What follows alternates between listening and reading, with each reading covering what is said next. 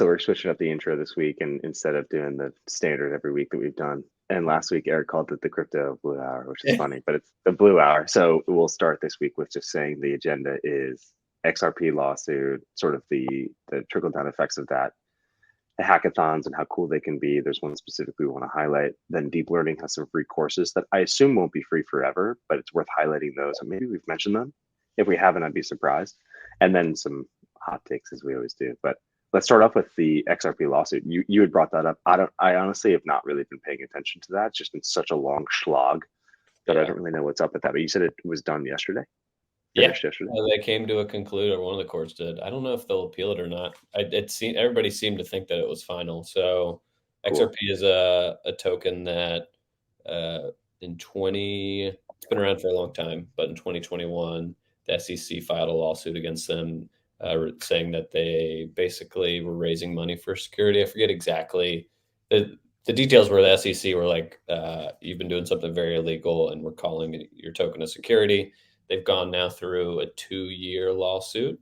And yesterday it came out that the judge said that it wasn't a security, which is awesome. That's crazy. Like, pretty much every large voice in crypto was very excited. Coinbase put out a tweet about how it was a W for the entire industry. Especially as of this year, they've been having issues with the SEC suing them for selling securities, unregistered securities. The founder Uniswap seemed pretty stoked about it too. Like it's a big win for the entire industry because there's not really good rules and regulations around crypto tokens. They try to use the Howey test. We've talked about it in the past from the 1940s, which I think was about farmland. So it's a good step in the right direction, it seems like. And, people don't, even my partner the other day was talking about crypto and she's like, it's still dead, right? And I was like, well, I've been investing in Bitcoin last year when I thought it was kind of bottomed out. It was like 17, 18K then. Now it's 31K as far as price goes. The market cap is still over $1 trillion. Like it's not, and it's definitely very quiet and most people don't care about it, but things are happening, which are good. And it feels like the industry is kind of maturing in this time. I don't know how much you're in once you get out of the echo chamber, you don't really hear anything about it. So since I pivoted to a new gig a couple weeks ago, I haven't been on Twitter every day in the way that I once was. Like even just a year ago, or even when we started this, I was on Twitter. I mean, it's easy to spend so much time on Twitter. It's in the same way that it was really easy like 4 or 5 years ago for me to spend all my time on LinkedIn.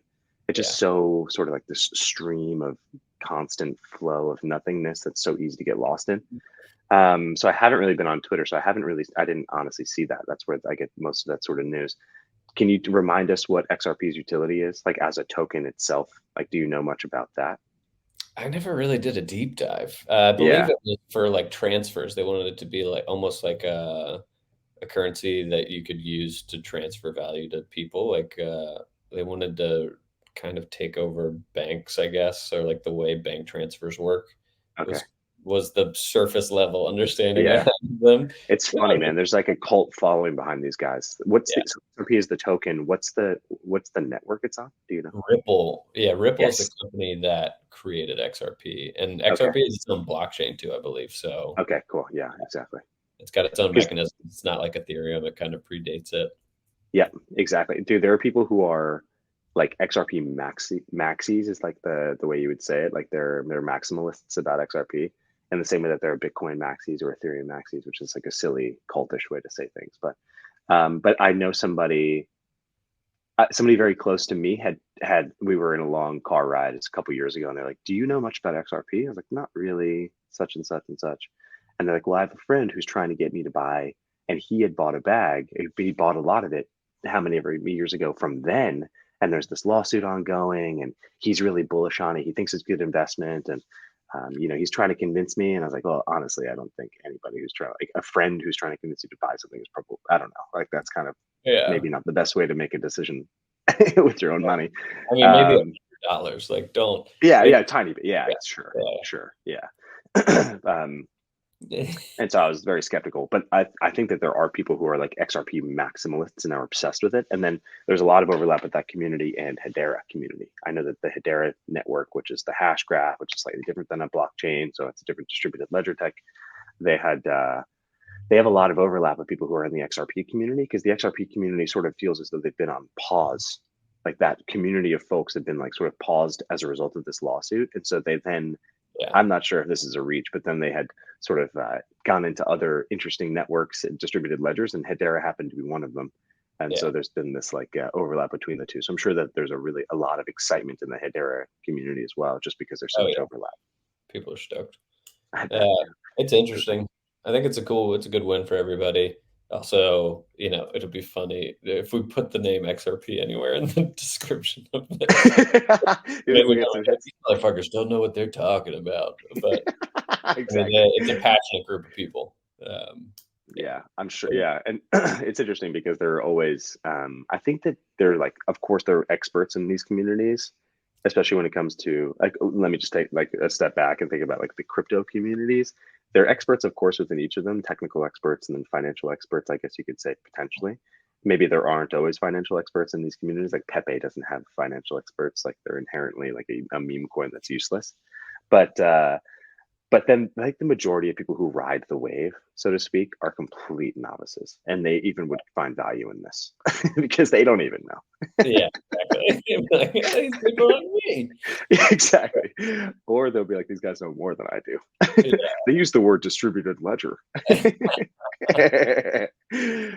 right, Yeah. cool. So I'm Yeah. sorry, I don't mean to make fun of people, but No, it's all good. I think we can move on. I love yeah, XRP. I do want to talk about yeah, essentially this hackathon. yeah, It's exactly. it's for software called Coda. Yeah, It's basically a Notion competitor, as far as I can tell, but they have a bunch same. of cool AI features, and they created a hackathon with like 40K worth of USD prizes. The top prize, it's basically building AI templates for their template marketplace.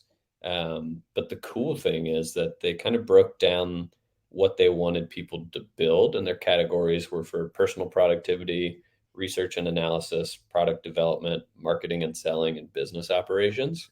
And Yeah. to me, that's like a great breakdown of the value for people in their day jobs to use AI. Like, what could you use it for? I think when Hmm. people get to Chat GPT and it's a blank box, they're like, what am I supposed to do with this thing? Like, those are like five great opportunities right there. Definitely. Yeah. Um, Have you been looking at Coda at all? I like definitely looked through it. I mean, I've been living in Notion these last couple weeks, just building out um, for my new role. Not that it really matters, but a lot of like it's several different roles in one because we're such a small team. But one of them is pretty much COO, and yeah. it's building all the operations internally and just making it such that we have processes in place. And I'm building all that in Notion, so I'm living in Notion. So for me to then fire up Coda, it's very like you had said, it's very similar. It looks very similar. And Notion has an AI component. I don't use it at all, Yeah. um, really. And Coda, I was reading through, you know me, I immediately went to like the back end of it to understand like the terms and conditions and the service agreement and sort of those things of Coda. And it's using OpenAI. They're looking at others potentially, the large language models, but they're using OpenAI right now. So that's it on the back end. It's the same tech that Eric's building with. So I thought that that was interesting in and of itself. So like this is just another layer on top of the existing LLM that is Yeah. OpenAI's language, large language model. It's pretty cool that they're Yeah. using the same underlying tech that you are. I thought that was cool. Yeah. Well, and it's cool that there is such a you can take something like a notion that a lot of people know and get value out of, but then they Hmm. build a solution and they're heavily investing in creating these kind of templates natively in it where they want people to build AI solutions on it so that a basic user can come in, download this. Like the first one I looked at was you just type an idea for a tweet, similar to Perfect Chirp, Yeah, and then it yeah, spits it in the table right next to it. Not the best tweet of all time, and it doesn't really help you come up with ideas or give you a lot of options. But then there's like a tweet button right next to it, which is cool. yeah. I think it's the same. It runs into the same problems that we've talked about, where the context and detail you put into it is going to give you the best output. So I'm Yeah. assuming most of their templates are probably base level and they look kind of shiny where, it can be like, oh yeah, put in meeting notes and it'll break it down into bullet points, which is cool. And things like Yeah. that. Or it's like, here's our product, give us a product launch game plan. But really you have to enhance your prompts and find ways to give it really good context and detail.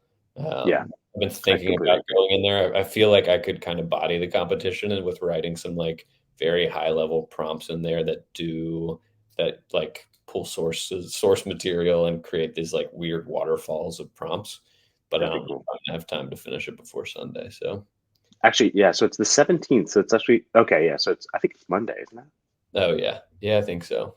Monday. Yeah. I'm sorry. I'm looking at it right now. Actually, I thought it was tomorrow. So I had created a false deadline in my mind.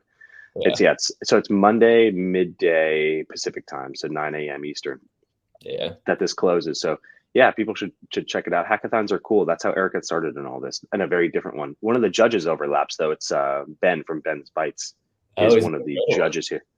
Yeah, there are a nice. bunch. So I'm looking at the judges now. It's Reid Hoffman, who, yeah, I mean, Reid Hoffman's like an, my, as a quick aside, I was going to use the term OG. My dad, I might have mentioned this. My dad, we were sitting in, we were sitting, it was like at night, we're having a beer, chilling.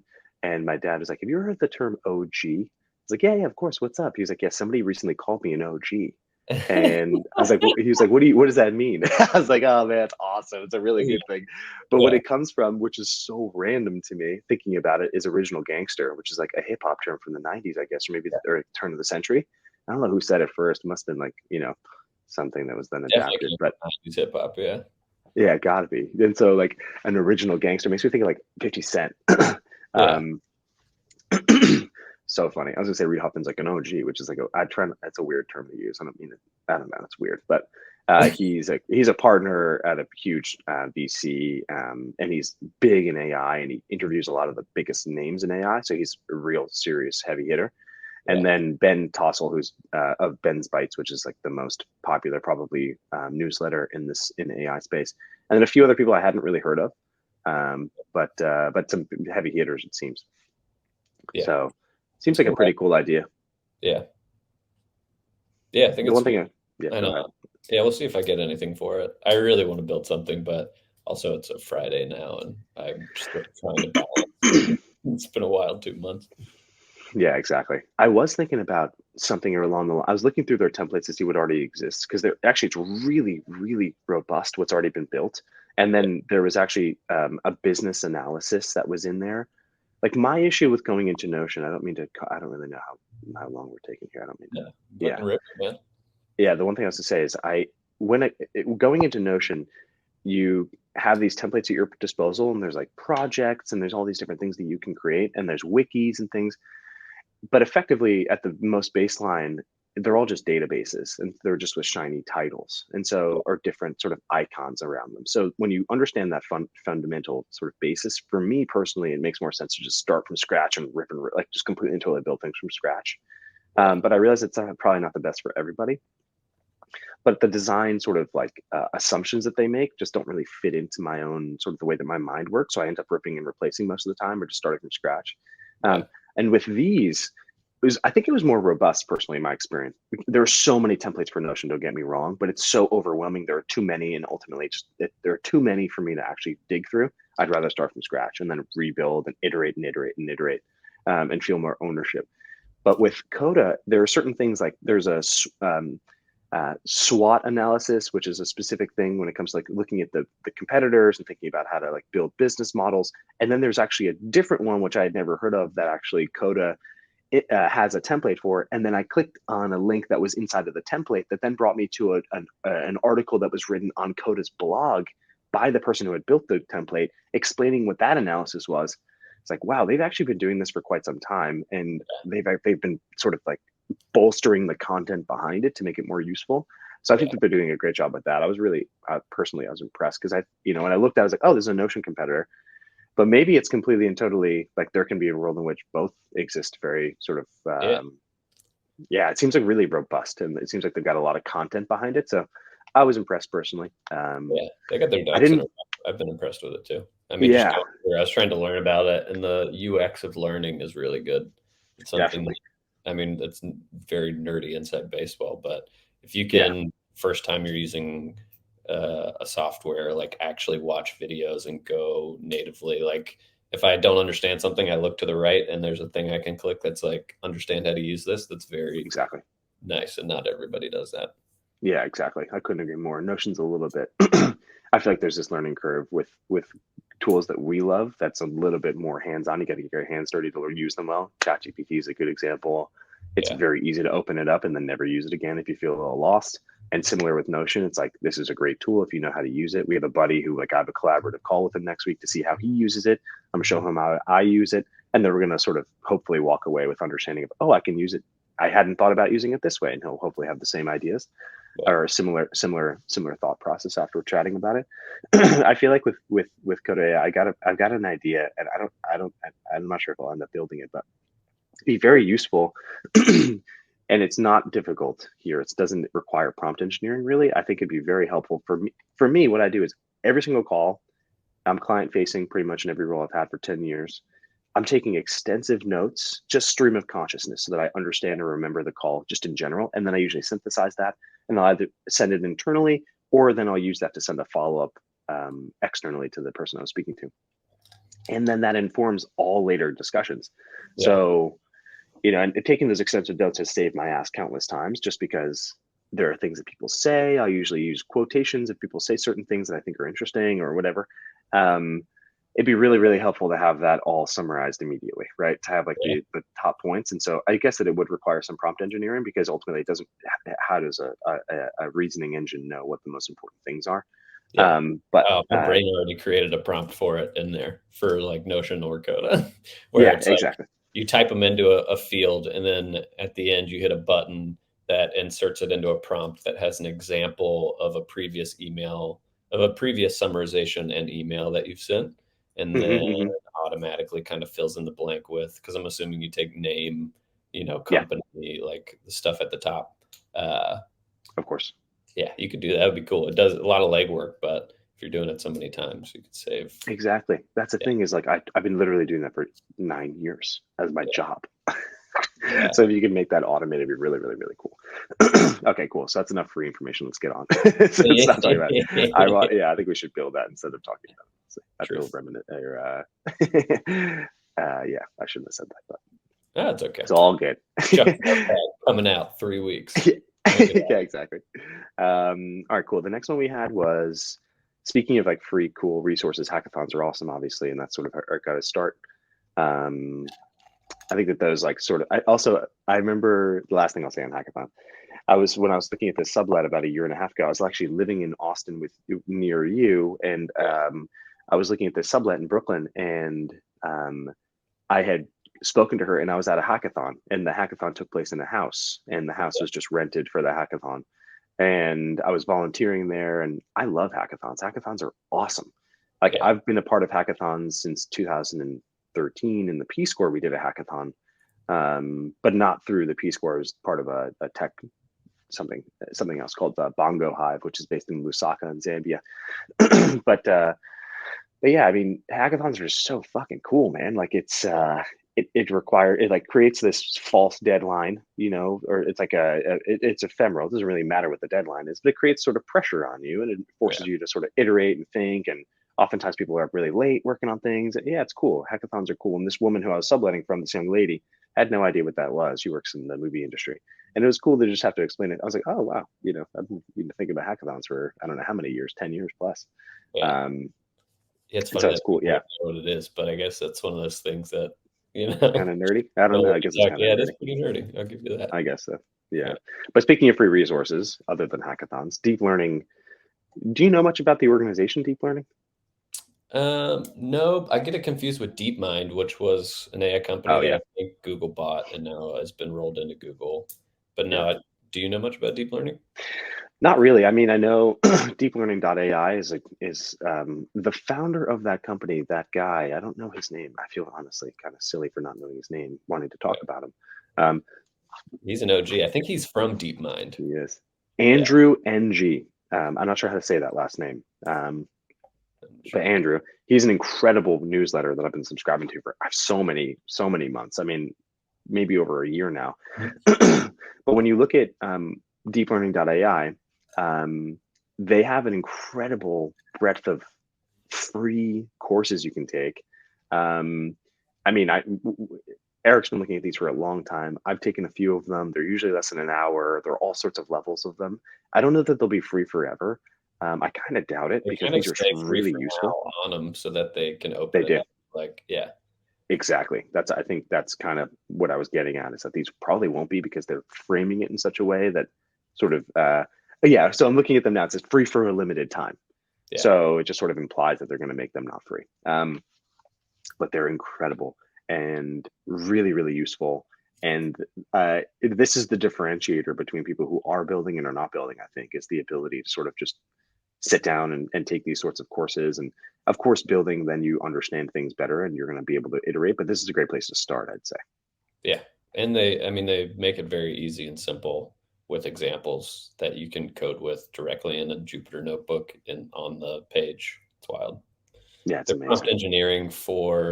prompt engineering for developers is a great course. And Yeah. it says an hour, it probably takes people 2 hours because you have to fuck around and figure some stuff out. But Mm-hmm. it's really great. It's amazing. And I've used a lot of those tools. They helped inform the last two plugins I built a lot. Yeah, it's awesome. Yeah, Yeah. I just wanted to give them sort of like, this is not something we'd really spoke about before. But yeah, I do think these are awesome resources. If people haven't checked them out and are interested in building and need a place to start, this is an awesome place to start and get in it while it's free. Yeah, exactly. There's Did a you lot take of value. the So chat with your own data one? yeah, I'm working through it right now. Yeah, exactly. I think that's going to really help to inform something that we're building.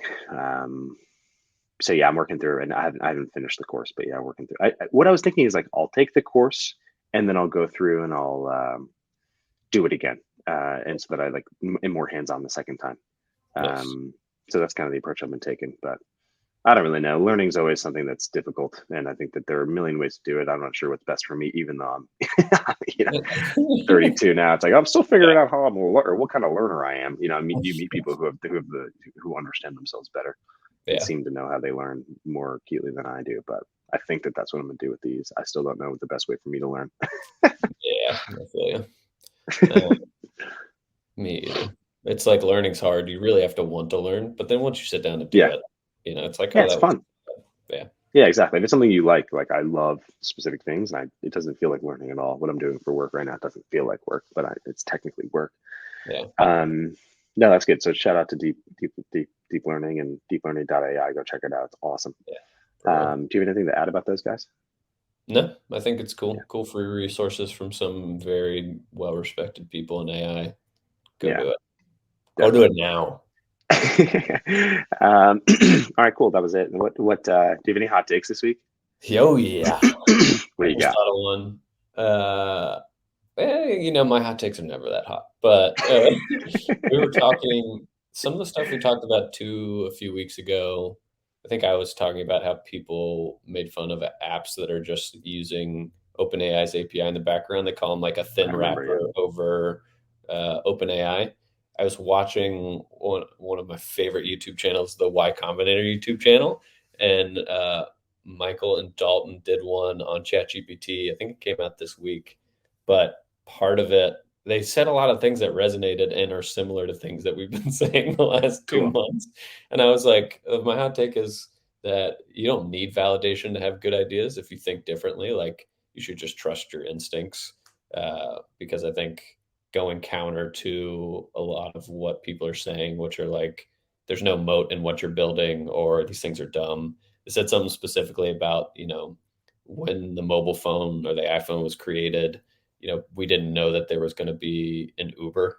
So like people Yeah. building based off these technologies, you kind of find them as you're working with them, Hmm. which I thought was cool. And I feel like we're in that field where OpenAI's tools are just the AI tools we have, the LLMs are kind of like a mobile phone moment.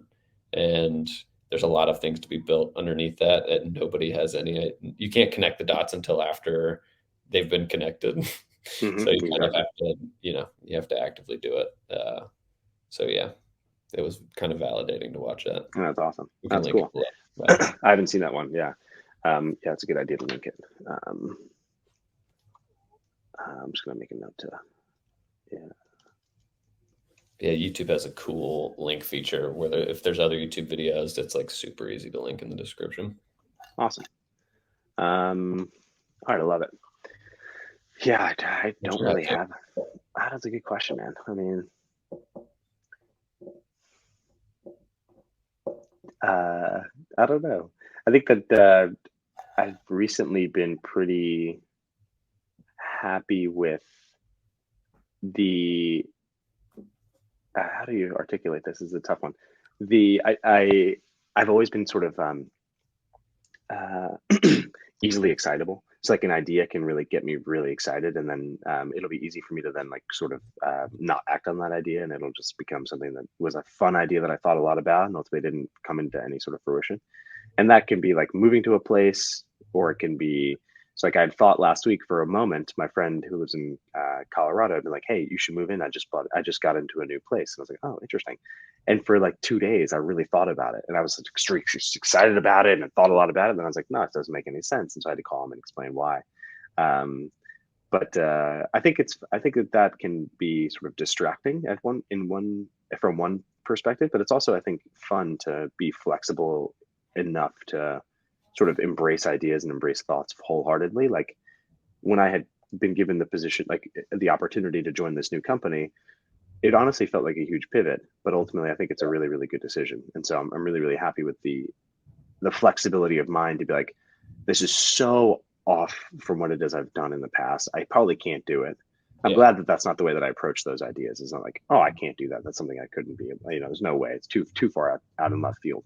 yeah, Um, so I think having flexibility and like the ability to like jump and be excited by around an idea is can be distracting, and you can be potentially sort of ostracized for that. But I think it's a good thing to be open to embracing out of the box ideas, out of the box thoughts, and then yeah.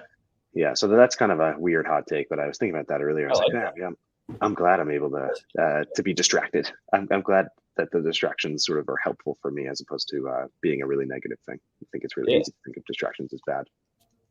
I feel like a lot of people get stuck in the loop of just being comfortable, and sometimes it's hard to do uncomfortable things. Like, yeah, I've I Exactly. I've been doing I've been trying to do dumb shit for a long time. What I'm trying to do. I'm moving states again in 2 weeks. Yeah. Yeah. But being open to that and changing it just allows you to change your mind, I think, about more things in life, especially in the day to day when you're open to shit like that and you get excited about new things rather than I think a lot of people instantly make a decision. But Yeah. saying Exactly. yes to something or getting excited or saying yes instantly and then giving yourself the opportunity to turn it down later or not do it or get less Yeah. excited and be okay with that is fun. Yeah. I agree. I think it's yeah. I like the way you articulated it. Yeah. We just Awesome, man. split that Well, BDD, I think. yeah, exactly. Yeah. Yeah, I'm happy about it. I think that for a long time I struggled with it, but it's fun to just sort of be okay with it and not be disappointed. The framing of it is really just the difference is if you are okay with it as an idea, there's no reason to be disappointed with it. There's no reason to sort of think of it as a negative thing. It's maybe an advantage in some ways because not everybody acts that way or thinks that way. Moving states is maybe not a good example. That's the example I brought up. But like, ideas just themselves, like I like it ties back to the Y Combinator your podcast. The idea that there wasn't validation before you were working on it, and then, Yeah. but it's just like you had conviction. Why not run with it? And then retroactively, you realize, oh wow, all these other thought leaders are thinking about this. So that's Yeah, awesome. exactly. It's like, That's yeah, awesome. Yeah, exactly. That's that's awesome. funny. Yeah, I mean, I don't even think people the specific things I'm working on. I don't think people even them. I don't know if they would 100%. Maybe they would see the value and the prompt level sort of thoughts I have and the amount of energy I put towards it. But Oh, I uh, definitely think they would. What makes you hesitate on that? I don't know. I mean, the fact that I did that hackathon where I didn't even make the top five, and the AI Yeah, grant thing I'm applying to, or that I applied to the other day, I'm like, a lot of people like the shiny stuff, where it's like yeah, building things that, but like if I'm a prompt design studio whose real focus is on ensuring that people can use AI technology easily through Yeah. prompt engineering. Like, I don't know, people tend to think that that's small potatoes when in reality, I don't want to give away the ship here, but I Yeah. actually wrote, that blog I wrote about it, I think gives my perspective on, I think people sleep on the importance of what we're doing. Yeah, exactly. Yeah. Where did you write that blog? It's on the Prompt Perfect blog, Okay, cool. Yeah, yeah, that newsletter. Yeah. Just thoughts on yeah. for or prompt writing. I think people are a little hesitant around the word engineering being because it's mostly writing. Uh, That's so I've fair. started calling it prompt writing more. I kind of like it that way too, especially That as makes a sense. writer. Yeah. Yeah, I think that you're onto something here, man. I don't think that they would sleep on it or like think of it as. I think that it's almost. Yeah, it's counterintuitive to me that people would not be excited about it, but it's a positive thing because if the people aren't working on it, there's this massive gap, and people need to be working on it. So I'm really glad you are. I was talking to somebody about that this week. I had dinner with somebody, and I was just telling them, I was like, "Gosh, I feel very, very fortunate."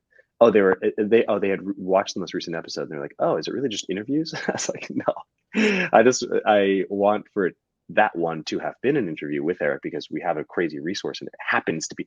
We started this podcast.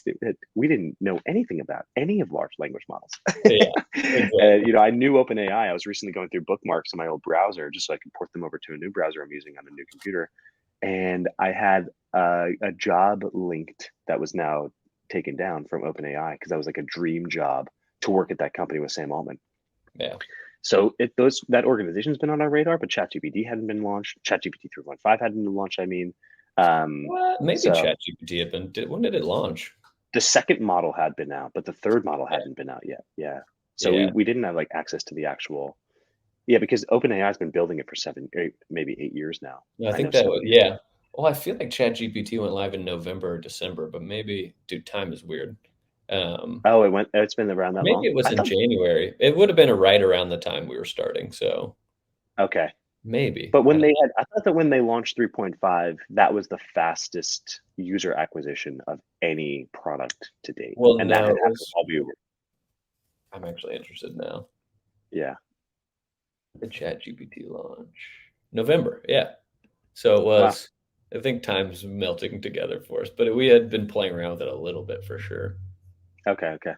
But I didn't, we weren't as horny for it as we are now. yeah. I mean, gosh, no, not even Yeah. close. No, it's great. Yeah. That's really interesting. I Yeah. thought that the model had changed more recently than that. Well, what's the user It was acquisition numbers? GPT-4 in February or March, but ChatGPT was live with GPT 3.5. Three. Okay. Okay. Yeah. Well, there you go. Here's a record of me being incorrect for everybody to see. Putting it on the board. Exactly. All right, cool. Awesome. All right. Well, shout out to Josiah Soren for the intro music, which I every time that I produce this and I have to put that together and listen to that, I love that little track. Yeah. But yeah, awesome. Shout out to him and shout out to Eric, and we'll see you here next week. See you next week. Awesome. All right. Ciao.